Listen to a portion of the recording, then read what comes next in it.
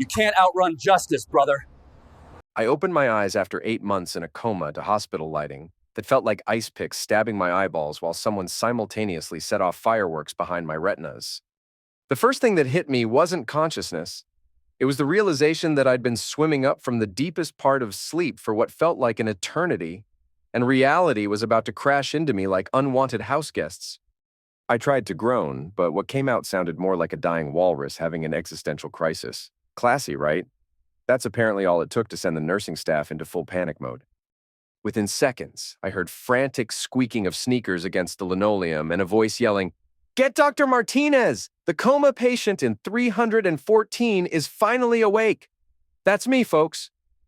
Your friendly neighborhood vegetable who just sprouted consciousness. My body felt like it belonged in a horror movie where the mad scientist stitches together random parts and hopes for the best. Everything was wrong. My arms felt like they were filled with wet cement. My legs might as well have been tree trunks for all the sensation I had in them. And don't even get me started on the lovely collection of tubes and wires keeping me tethered to this mortal coil. I was basically a human Christmas tree, if Christmas trees came with catheter bags and heart monitors. Doctor. Martinez appeared faster than you could say malpractice lawsuit, looking like he'd stepped out of a medical drama with tired eyes and 5 o'clock shadow. He started doing that thing doctors do, shining lights in my eyes, checking reflexes, making me follow his finger like a roadside sobriety test. The whole song and dance. "Welcome back to the land of the living, mister." "Thompson," he said with genuine relief in his voice. "You've been out for quite a while, 8 months to be exact. You were in a severe car accident, multiple trauma, brain swelling, the works. We honestly weren't sure you'd wake up at all. 8 freaking months. Do you know what can happen to a person's life in 8 months? Apparently, I was about to find out. And spoiler alert, it wasn't going to be sunshine and rainbows." The doctor kept talking about my injuries, recovery prospects, physical therapy, blah, blah, blah. But here's the thing about nearly dying. It gives you clarity about what really matters. And what mattered to me in that moment wasn't my busted body or scrambled brains. It was the complete and total absence of the one person who should have been sitting beside my bed, holding my hand, crying tears of joy that I'd finally opened my eyes. So I interrupted Dr. Martinez mid-sentence about motor function recovery and asked the question burning a hole through my chest, "Where's my wife?" The silence that followed was so thick you could have cut it with a scalpel. The doctor's face went through more expressions than a mime having a seizure while he glanced at the nurse, who suddenly found the floor tiles absolutely fascinating. Then he cleared his throat. You know that sound people make when they're about to deliver news that's going to rearrange your entire world. "Mr. Thompson," he said, using that gentle voice reserved for breaking bad news and explaining terminal diagnoses, "perhaps we should focus on your recovery first. There will be time to discuss other matters." "Doc," I said, my voice coming out like sandpaper scraping against concrete. "I've been unconscious for 8 months. I think I've done enough focusing on recovery." "Where's my wife?" Another glance between the medical professionals. More throat clearing. "Finally, doctor." Martinez sat down in the chair beside my bed, never a good sign when the doctor sits down, and delivered the news that made my near-death experience look like a Disney vacation. "Your wife Clara remarried 2 months ago to your brother Daniel. They had to make some difficult financial decisions while you were incapacitated. The medical bills, the house payments, they sold your home and have moved in together. Now I want you to imagine for a second what it feels like to survive a car crash that should have eliminated you, spend 8 months in a coma, wake up expecting. To see your loving wife's face, and instead get told that she's shacked up with your own flesh and blood while your body was still warm in the hospital bed. It's like winning the lottery and finding out the ticket was counterfeit. Except the lottery was your entire life, and the counterfeit ticket was your faith in humanity. Instead of exploding with rage, I started laughing. Not the happy kind of laughter, the kind that makes nurses reach for sedatives and doctors start questioning your mental stability. Because honestly, the sheer audacity of it all was almost impressive. My wife and brother had managed to screw me over so thoroughly that it was practically an art form. "Is there anything else?" I asked, wiping tears from my eyes. "Any other delightful surprises from my extended nap? Did they donate my organs while I was under, sell my car, maybe throw a block party to celebrate their wedding?"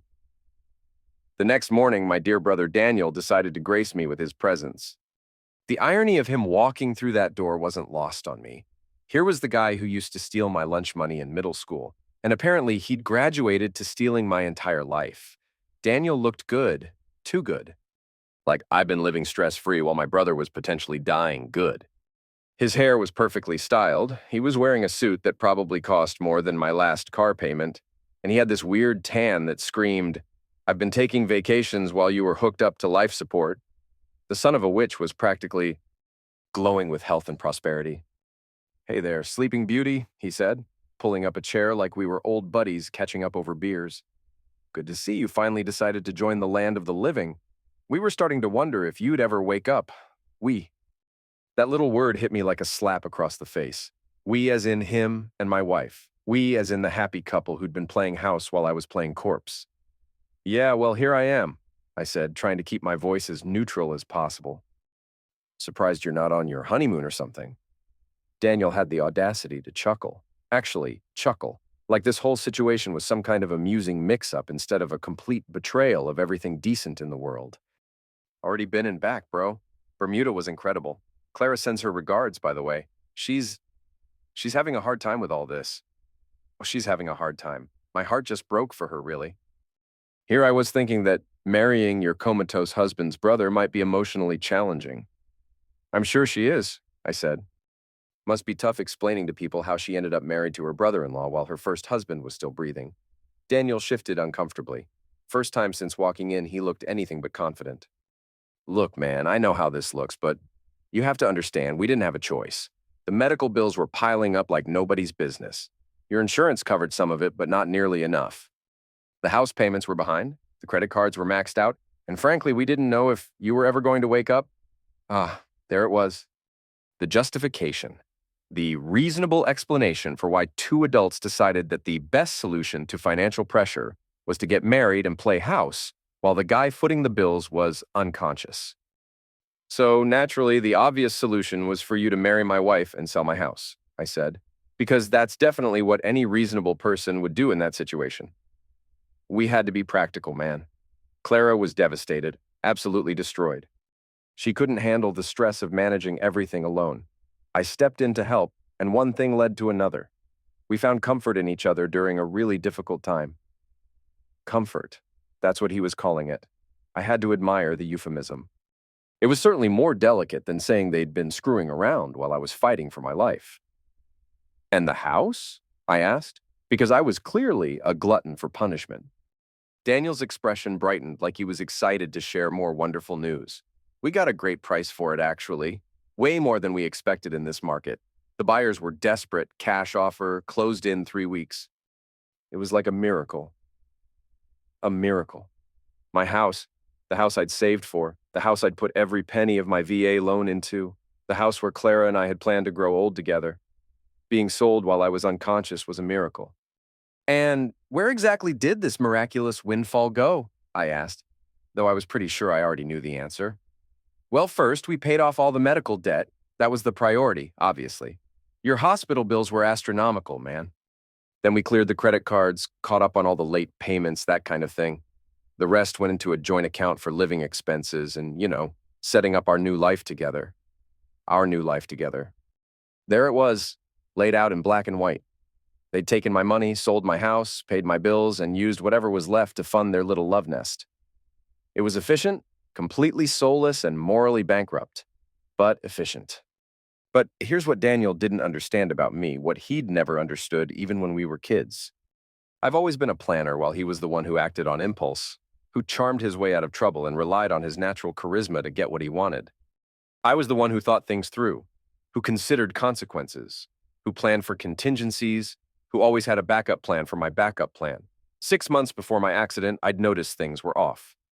Clara's phone calls that ended abruptly when I walked into the room. Oh, that was just Sarah from work. Small withdrawals from our joint checking account. I needed cash for lunch. Forgot to tell you I stopped at the grocery store. Daniel. Showing up more often with excuses about being in the neighborhood. The real wake-up call came when I found Daniel's truck in my driveway at 9 p.m., with our living room lights dimmed like some romantic movie set. When I went inside, they were sitting on opposite ends of the couch watching TV, drinking wine. Nothing inappropriate I could point to, but the energy was wrong. It felt like walking into a play where actors had just remembered their lines. That night, I had a long conversation with myself about either continuing to pretend everything was fine or starting to protect myself from what looked like inevitable disaster. I chose protection. The next morning, I called James Morrison and set up a meeting. I told him I wanted to review my financial situation and make sure all legal documents were up to date. Smart thinking, he said. Better to be prepared and not need it than the other way around. James helped me set up a separate bank account at a different bank that only I could access.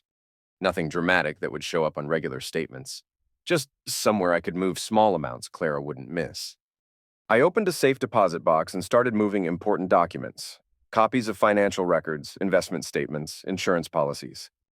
The house was tricky since we'd bought it with my VA loan, meaning the mortgage was in my name, but Clara was on the deed as my spouse. James researched the legal implications and found interesting protections in place for VA loans that Clara might not be aware of, protections that could become important if someone tried selling without proper authorization. I also made changes to my will and power of attorney documents. Nothing that would raise red flags if Clara saw them, but enough to ensure that if something happened, people making decisions about my care and finances would be people I actually trusted. The whole process took 2 months of gradual preparation. Small money movements, documents copied during lunch breaks, meetings with James when Clara wouldn't notice. I was conducting a covert operation against my own life, preparing for war I hoped would never come. After Daniel left the hospital, I lay there staring at the ceiling for about an hour. The anger was controlled, focused, the kind that doesn't make you throw things, but makes you dangerous. I had Nurse Patricia give Dr. Martinez a simple note. Give this to my lawyer, James Morrison at Morrison & Associates downtown. Tell him it's from Mike Thompson and it's urgent. His number is 555-0147. That was it. No explanation, no context, just a simple request to contact my lawyer. James understood immediately. He'd been my lawyer for almost 10 years, sharp as a tack and absolutely ruthless when someone tried to screw over his clients. My message about checking specific legal documents told him exactly what had happened. Within hours, James discovered the house sale used forged power of attorney documents. The county recorder showed the property had been sold, closed, done deal. But when James called the VA loan office, they said the loan was paid off 3 weeks ago with irregularities in the paperwork. The power of attorney wasn't properly notarized for federal purposes, and they never received required veteran incapacitation verification forms. James called our bank and discovered systematic draining of joint accounts through transfers to new accounts Clara had opened. He had copies of my actual medical bills, so he knew exactly how much my care cost versus how much had been transferred out. The picture was systematic, calculated theft. They hadn't just taken advantage of my incapacitation. They'd planned it, executed it, covered tracks with forged documents and fraudulent justifications. James contacted Detective Sarah Chun at Financial Crimes, the FBI, and the VA Fraud Office. By day's end, every account was frozen, the house sale was voided, federal agents were preparing arrest warrants. When he dug deeper, James found emails between Daniel and Clara going back over a year before my accident, messages about my insurance policies, assets, everything. Clara had literally Googled how long before coma patients are declared dead, and can you inherit from someone who's still alive but incapacitated? The next morning, Clara stormed into my hospital room, looking like she'd been through a blender set. On financial disaster. Hair a mess, makeup smudged, wild-eyed look people get when their world has imploded. Mike, she said, rushing to my bed. Thank God you're awake. We need to talk. There's been a terrible misunderstanding. I heard you've been having trouble with your bank accounts, I said calmly. Her face went white, then red, then white again. It's not my fault. The bank made some error. They're saying there are irregularities with our accounts, but that's impossible because Daniel handled everything while you were sick. Where is Daniel now? I don't know, she said, genuinely panicked. He's not answering his phone, not at the house. His office says he called in sick. I've been trying to reach him all morning, but it's like he just disappeared. The FBI arrested them both that afternoon. Clara immediately broke down crying, saying it was all Daniel's idea, throwing him under the bus the second handcuffs came out.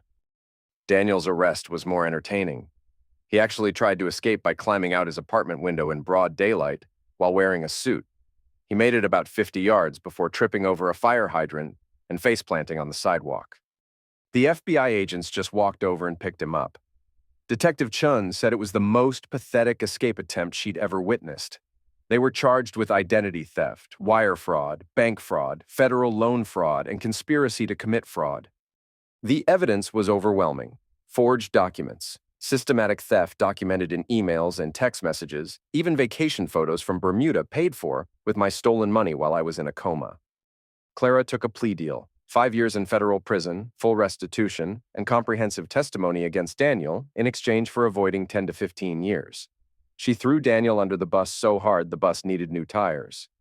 Daniel got 7 years without possibility of parole, plus 3 years supervised probation. The judge wasn't feeling merciful about someone who'd stolen from a disabled veteran and tried to flee federal custody. The restitution orders were beautiful. Between what they stole and court-awarded damages, they owed me over $400,000. Their assets were liquidated, wages garnished for life, any future inheritance going directly to me. They were literally financing their own prosecution through court-ordered legal fees.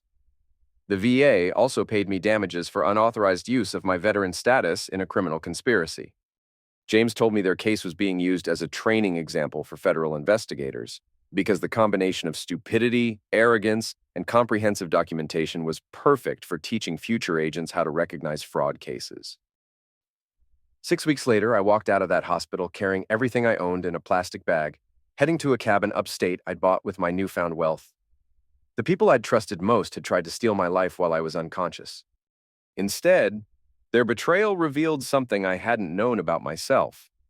When you push a man to his absolute limit, you don't always get the broken victim you expected. Sometimes you get someone who's been quietly preparing for war. Daniel and Clara thought they were stealing from a helpless coma patient. They didn't realize they were stealing from someone who'd been documenting their every suspicious move for months, setting up safeguards, creating paper trails. The best revenge turned out to be simply letting them hang themselves with the rope I'd unknowingly provided. Now they're federal inmates serving hard time while I'm living peacefully in my mountain cabin with more money than I'd ever saved, completely free from people who never deserved my trust. Sometimes being paranoid and prepared is the difference between losing everything and gaining more than you ever had.